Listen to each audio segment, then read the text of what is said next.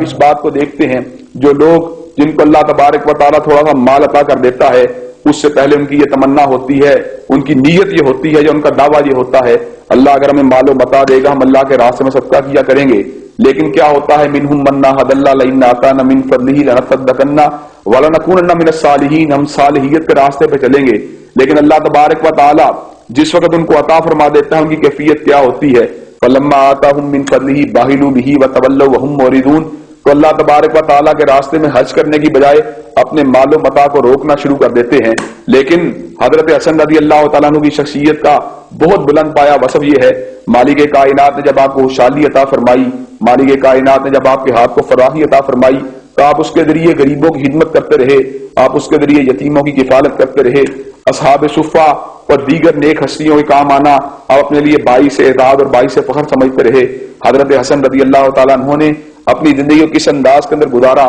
کہ اللہ تبارک و تعالیٰ نے آپ کو خلافت بھی عطا فرما دی، آپ کو حکومت بھی عطا فرما دی، آپ کو مملکت بھی عطا فرما دی. لیکن صرف مسلمانوں کو اختلاف سے بچانے کے لیے، صرف مسلمانوں کے درمیان موجود ایک سیاسی مخاصمت کا خاتمہ کرنے کے لیے حضرت حسن رضی اللہ تعالیٰ عنہ نے اقتدار کو ایک طرف، اقتدار کی چادر کو اپنے وجود سے اتار کے ایک طرف رکھ دیا. آپ نے اقتدار کی ابا کو اپنے وجود سے اتار کے اس بات کو ثابت کر دیا کہ حسن رضی اللہ تعالیٰ عنہ کی نگاہ دنیا کے مال و متا پہ نہیں، حسن کی نگاہ دنیا کے اقتدار پہ نہیں، حسن کی نگاہ دنیا کی سطوت پہ نہیں، حسن کی نگاہ دنیا کی حکومت پہ نہیں، بلکہ حسن کی اگر نگاہ ہے تو مالک کائنات کی رضا کے اوپر ہے. اور یہاں پر حضرت رسول اللہ صلی اللہ علیہ وسلم کی وہ پیشین گوئی پوری ہوئی کہ حضرت حسن رضی اللہ تعالیٰ عنہ چھوٹے سے بچے ہوا کرتے تھے، آپ کو ٹھوکر لگی، حضرت آقا علیہ السلام نے آپ کو اٹھا لیا اور اعلان کیا تو کیا کیا، نبنی ھذا سید، میرا یہ نواسہ سردار ہے. اللہ تبارک و تعالیٰ میرے اس نواسے کی وجہ سے مسلمانوں کے دو بڑے گروہوں کے درمیان صلح کروا دے گا. آپ اس بات کو سمجھتے ہیں کہ آج چھوٹی سی کوئی ریاست کا حکمران بن جائے وہ اپنی انا کو قربان کرنا گوارا نہیں کرتا. آج چھوٹے سے کسی شہر کا کوئی ناظم بن جائے وہ اپنی انا کو تج کرنا گوارا نہیں کرتا. کوئی عارضی طور پہ 4 یا 5 برس کے لیے صدر یا وزیر اعظم بن جائے وہ اپنے اقتدار کو اور اپنے اختیار سے دستکش ہونا گوارا نہیں کرتا. لیکن حسن رضی اللہ تعالیٰ عنہ کی کیفیت کیا ہے؟ جانثاروں کا ہجوم بھی ہے، سرفروشوں کی جماعت بھی ہے، والہانہ محبت کرنے والوں کی ایک بڑی تعداد بھی ہے، جانثاروں اور جاں بازوں کا ایک بہت بڑا کارواں بھی ہے. لیکن سیدنا حسن رضی اللہ تعالیٰ عنہ اقتدار پہ نہیں دیکھتے، سیدنا حسن رضی اللہ تعالیٰ عنہ حکومت کو نہیں دیکھتے، سیدنا حسن رضی اللہ تعالیٰ عنہ اپنے اختیار کو نہیں دیکھتے، بلکہ سیدنا حسن رضی اللہ تعالیٰ عنہ اپنے نانا کی اس پیشین گوئی پہ نظر کرتے ہیں. اگر آج میری سیکریفائس کی وجہ سے، میرے ایثار کی وجہ سے، میری قربانی کی وجہ سے امت کے میرے اختلاف کے دور ہونے کی کوئی صورت نکلتی ہے تو حسن رضی اللہ تعالیٰ عنہ اپنی ذات کی، اپنی وجاہت کی، اپنے اقتدار کی،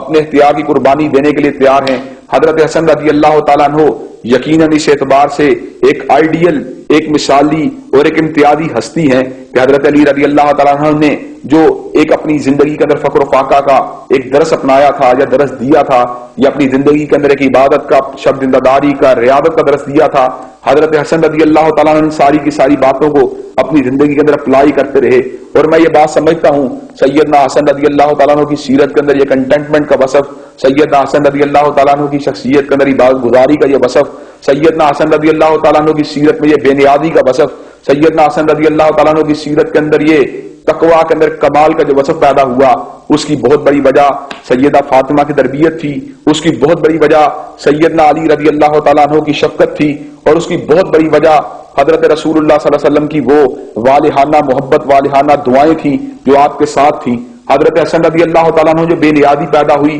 اس کا ایک بہت بڑا سبب بچپنے کا وہ واقعہ بھی ہے کہ حضرت حسن رضی اللہ تعالیٰ عنہ نے ایک مرتبہ صدقے کی ایک کھجور کو کھا لیا تو آقا علیہ السلام نے ارشاد فرمایا تھا کہ ہم مال نبی، ہم نبی علیہ السلام اور ان کا قبیلہ اور ان کی اولاد جو ہے وہ صدقے کے مال کو نہیں کھاتے. آپ نے ان کی گلے کے اندر انگلی کو ڈال دیا، آپ نے کیا کی وہ صدقے کی کھجور باہر نکل آئی تھی. جب انسان کی نگاہ صدقے کے مال کے اوپر نہ ہو، جب انسان کی نگاہ لوگوں کے مال کو اکٹھا کرنے کے اوپر نہ ہو، جب انسان نے لینے کی بجائے دینا سیکھا ہو، جب انسان نے بخیلی کی بجائے صحابت کا درس حاصل کیا ہو، جب انسان نے کنجوسی کی بجائے فیاضی کا درس حاصل کیا ہو، تو یقیناً وہ جب شخصیت جوان ہوتی ہے تو حسن کے کالم میں ڈل جاتی ہے. جب وہ شخصیت اپنے پورے عروج کے اوپر پہنچتی ہے تو حضرت فاطمہ رضی اللہ تعالیٰ عنہ اور حضرت علی رضی اللہ تعالیٰ عنہ کے لیے باعث فخر، اور ان کی جس طرح کہتے ہیں کہ بیٹا الولد سر لابی ہوتا ہے، بیٹا اپنے باپ کا ترجمان ہوتا ہے، بیٹا اپنے باپ کے لیے باعث فخر ہوتا ہے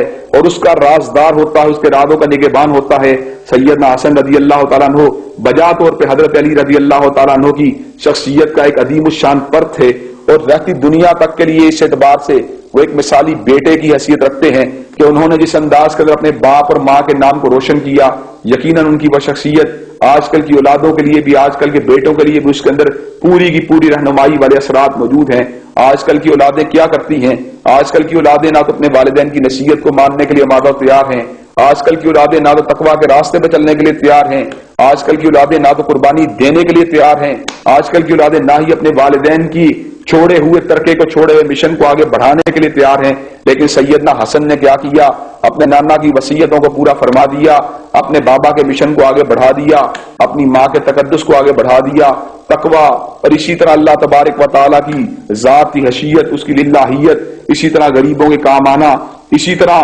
اپنی ذات کے لیے حاصل کیے گئے مال و اسباب اور عہدے اقتدار کو دوسروں کے لیے قربان کر دینا، اور ان چیزوں کو دنیا کی زندگانی کو اہمیت نہ دینا، کہ جیسے اللہ تبارک و تعالیٰ نے کلام اللہ میں یہ بات کہی ہے، بل تؤثرون الحیات الدنیا والآخرۃ خیر وابقیٰ ان ھذا لفی الصحف الاولی صحف ابراہیم و موسیٰ، کہ لوگوں کی اگر نگاہ ہوتی ہے دنیا کی زندگانی پہ ہوتی ہے، وہ اس حقیقت کو فراموش کر دیتے ہیں کہ دنیا کی چند روزہ زندگی، اس کی حقیقت کچھ بھی نہیں، اصل زندگی تو آخرت کی زندگی ہے جس نے ہمیشہ باقی رہنا ہے، جس نے ہمیشہ کے لیے انسان کے کام آنا ہے۔ حضرت حسن رضی اللہ تعالیٰ نے اس حقیقت کو سمجھتے تھے، چنانچہ